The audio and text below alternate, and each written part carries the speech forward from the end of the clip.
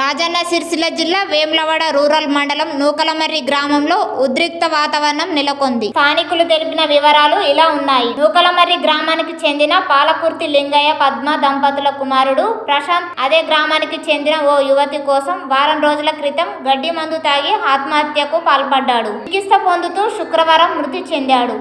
దీంతో మృతుని కుటుంబ సభ్యులు మృతదేహాన్ని అదే కుటుంబానికి చెందిన నాగుల లింగయ్య ఇంటి ముందు మృతదేహాన్ని వేసి ఆందోళన చేపట్టారు. దీంతో వెంటనే సంఘటన స్థలానికి రూరల్ సిఐ శ్రీనివాస్తో పాటు ఎస్ఐ మారుతీలు న్యాయం జరిగేందుకు కృషి చేస్తామని చెప్పడంతో బాధితులు ఆందోళనను విరమింపజేశారు. బాధిత కుటుంబ సభ్యులు ఫిర్యాదు చేశారని తెలిపారు. వీళ్ళ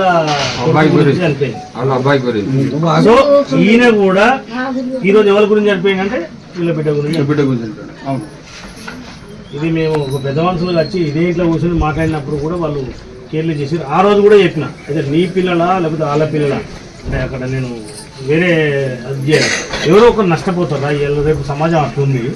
మనం కొంచెం కాంప్రమైజ్ కావాలంటే కూడా వాళ్ళు పట్టించుకోలేదు.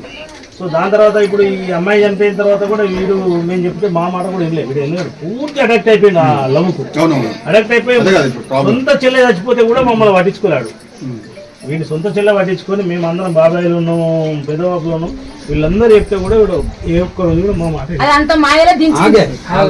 ఆడు అనుకున్నట్టు చనిపోవడానికి కారణం ఈ కుటుంబం. ఖచ్చితంగా మీరు పరిగణలో తీసుకోవాలి. తీసుకుంటాం. అమ్మాయి అందరి మేము జైలు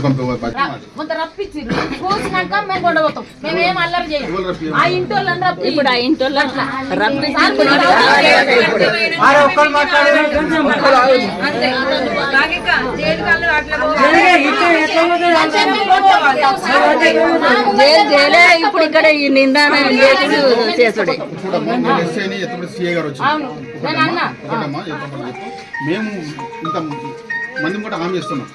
రేపు పొద్దున మేము పట్టుకొచ్చి వస్తాం. అది నైట్ పట్టుకొస్తాం.